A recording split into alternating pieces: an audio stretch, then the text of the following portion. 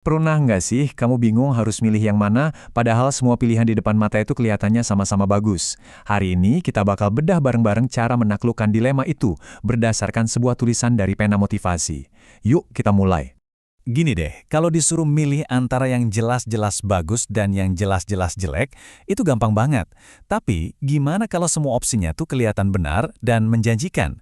Nah, disitulah pusingnya mulai, kadang malah bikin cemas. Kita semua pasti pernah ngerasain ini. Inilah yang namanya dilema benar versus benar, yang bakal kita kupas tuntas. Oke, pertama-tama, ayo kita kenali dulu apa sih yang kita hadapi ini. Tulisan yang jadi acuan kita ini menyebutnya dilema benar versus benar.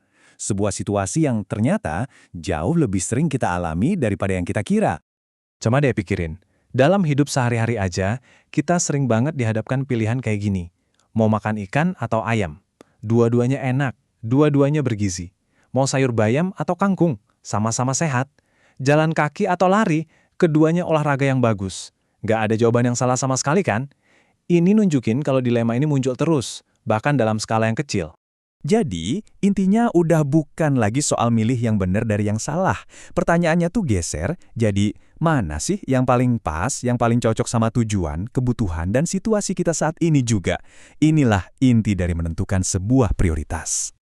Nah, ini nih yang bikin kita mikir lebih dalam lagi. Kalau kuncinya itu prioritas, emangnya apa sih arti prioritas itu sendiri? Yuk kita bedah lebih lanjut. Menurut sumber yang kita bahas ini ya, prioritas itu bukan sesuatu yang datang gitu aja. Ini tuh sebuah pilihan sadar. Artinya, kita secara aktif dan sengaja memutuskan dari sekian banyak hal baik yang ada, mana yang mau kita dahulukan. Ini adalah sebuah aksi, bukan kebetulan. Di sini, tulisannya ngebedain dengan jelas banget. Makan, minum, dan pakaian itu kan fondasi kita buat bertahan hidup. Ya jelas penting banget.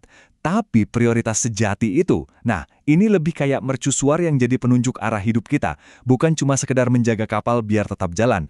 Nah, buat nguatin ide, biar kita bisa ngelihat lebih jauh dari sekedar kebutuhan pokok, sumber ini nawarin perspektif dari sisi keyakinan. Idenya gini, dengan kita percaya kalau kebutuhan dasar kita pasti bakal tercukupi, kita jadi lebih bebas secara mental buat fokus nyari dan ngejar tujuan yang lebih tinggi. Tujuan yang benar-benar ngasih makna buat hidup kita. Oke, sekarang kita masuk ke inti permasalahannya. Kenapa sih milih di antara hal-hal yang sama-sama baik itu bisa bikin stres banget? Jawabannya ada pada satu emosi yang kuat banget, rasa takut.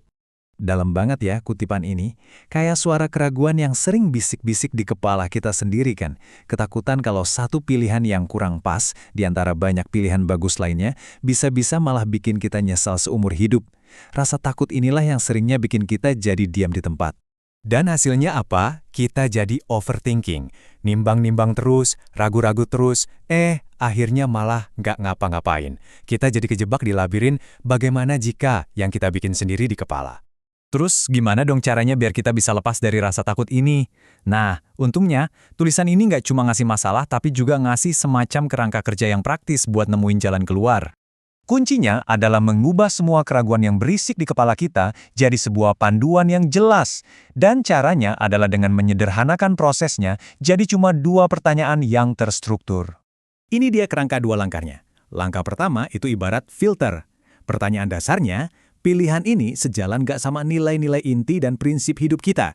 Dalam konteks sumber ini disebut kehendak Tuhan. Kalau sebuah pilihan nggak lolos filter ini, ya udah langsung coret. Nah baru deh kalau ada beberapa pilihan yang lolos, kita masuk ke langkah kedua, yaitu bandingkan. Di antara pilihan-pilihan bagus tadi, mana yang paling efektif atau paling bisa membawa kita lebih dekat ke tujuan kita? Dan urutannya ini penting banget loh, nggak boleh dibalik. Kita harus pastiin dulu fondasinya benar, yaitu sesuai sama nilai-nilai kita, sebelum kita mulai banding-bandingin efektif atau enggaknya.